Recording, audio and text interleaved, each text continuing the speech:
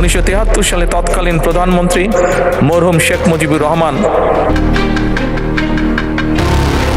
সংসদের প্রথম অধিবেশনেই এমন একটি বক্তব্য দিলেন তারেক রহমান, যা নিয়ে এখন তুমুল আলোচনা শুরু হয়েছে দেশজুড়ে। প্রধানমন্ত্রী হিসেবে প্রথমবার সংসদে দাঁড়িয়ে তিনি তার বক্তব্যের শুরুতেই স্মরণ করলেন বাংলাদেশের স্বাধীনতা সংগ্রামের অবিসংবাদিত নেতা জাতির পিতা শেখ মুজিবুর রহমানকে।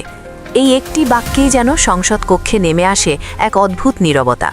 অনেকেই বিস্মিত হয়ে তাকিয়ে থাকেন, কারণ বাংলাদেশের রাজনীতিতে এমন দৃশ্য খুব বেশি দেখা যায় না।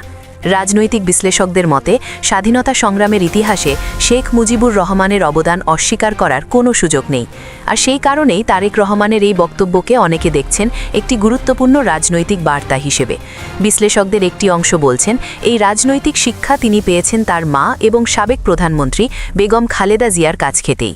কারণ অতীতেও প্রধানমন্ত্রী থাকাকালীন খালেদা জিয়া সংসদে শেখ মুজিবুর রহমানকে স্মরণ করেছিলেন।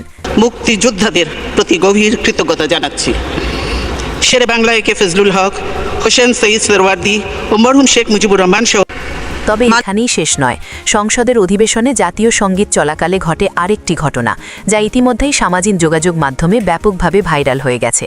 ভিডিওতে দেখা যায় বিএনপির মহাসচিব মির্জা ফখরুল ইসলাম আলমগীর বিরোধী দলীয় নেতাকর্মীদের দিকে ইশারা করছেন, কারণ সেই সময় কিছু নেতাকর্মী জাতীয় সঙ্গীত চলাকালে যথাযথভাবে দাঁড়াননি বলে অভিযোগ উঠেছে।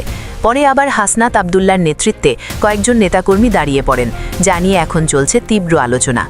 এদিকে সাধারণ মানুষের একটি অংশ বলছে, জাতীয় সঙ্গীত চলাকালে সম্মান দেখানো প্রতিটি নাগরিকের দায়িত্ব।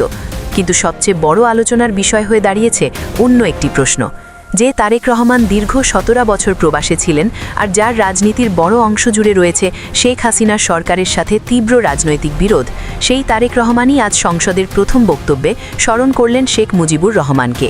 আর এখান থেকেই শুরু হয়েছে নতুন জল্পনা। অনেকে বলছেন, শেখ মুজিবকে প্রকাশ্যে সম্মান জানানো মানেই কি নতুন রাজনৈতিক বার্তা? সামাজিক যোগাযোগ মাধ্যমে অনেকেই প্রশ্ন তুলছেন, শেখ মুজিব মানেই তো শেখ হাসিনা। তাহলে কি ভবিষ্যতে বাংলাদেশের রাজনীতিতে আবারও দেখা যেতে পারে নতুন কোনো সমীকরণ? এমনকি কেউ কেউ বলছেন, এই রাজনৈতিক সৌজন্য কি ভবিষ্যতে শেখ হাসিনার দেশে ফেরার কোনো ইঙ্গিত বহন করছে, নাকি এটি শুধুই ইতিহাসের প্রতি সম্মান? প্রশ্ন এখন অনেক, আর আলোচনা চলছে দেশ জুড়ে। প্রিয় দর্শক, আপনি কি মনে করেন, তারেক রহমানের এই বক্তব্য কি সত্যিই প্রশংসনীয়? আর ভবিষ্যতে কি তার নেতৃত্বেই দেশে ফিরতে পারেন শেখ হাসিনা? আপনার মূল্যবান মতামত অবশ্যই কমেন্ট করে জানান। বাংলাদেশের নিউজের সর্বশেষ আপডেট পেতে নেটওয়ার্ক 24 চ্যানেলের সাথেই থাকুন। ধন্যবাদ।